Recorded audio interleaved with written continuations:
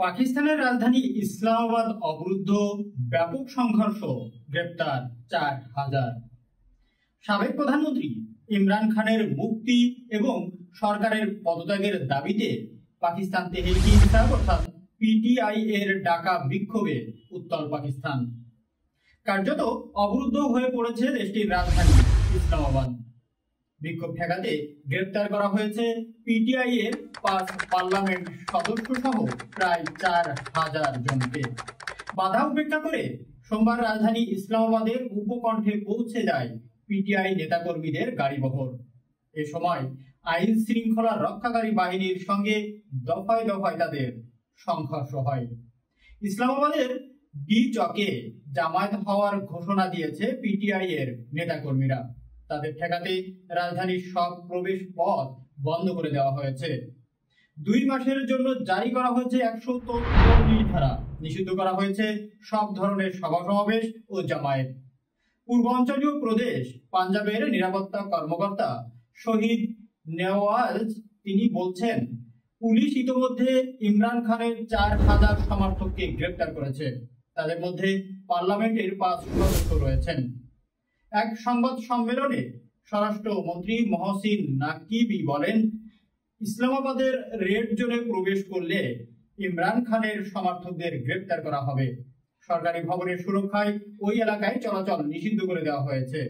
তিনি বলেন, যে কেউ ওই এলাকায় আসবেন তাকেই গ্রেপ্তার করা হবে। এর আগে সোমবার রাজধানীর উপকণ্ঠে পৌঁছাতে শুরু করে ইমরান খানের সমর্থকদের গাড়িবহর। জিও নিউজের প্রতিবেদনে বলা হয়, খাইবার পাখতুনখোয়ার মুখ্যমন্ত্রী আলী আমিন গান্দাপুর এর নেতৃত্বে গাড়িবহর ব্রাহ্মা মোড়ে পৌঁছালে সংঘর্ষ ছড়িয়ে পড়ে। এছাড়া আরো কয়েকটি এলাকায় সংঘর্ষের খবর পাওয়া গেছে। পাঞ্জাবে সংঘর্ষে এক পুলিশ কনস্টেবল নিহত হয়েছে বলে প্রাদেশিক তথ্যমন্ত্রী আজমা বোখারি জানিয়েছেন।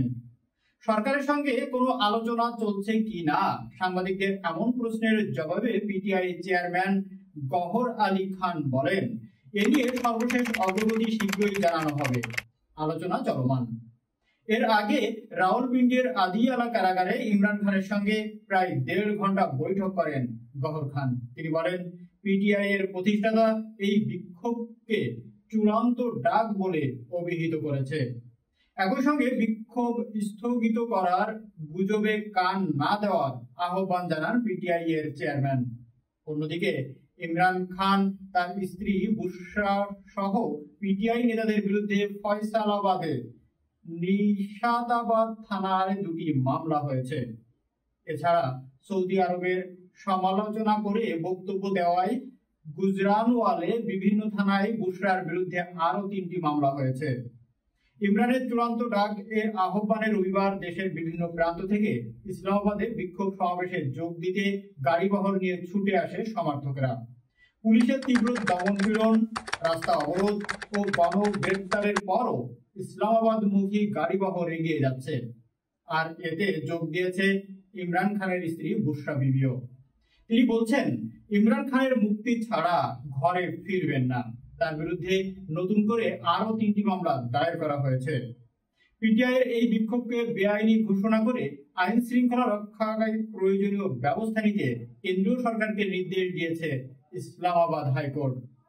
এর আগে ইসলামাবাদে ২ মাসের জন্য ১৪৪ ধারা জারি করে প্রশাসন।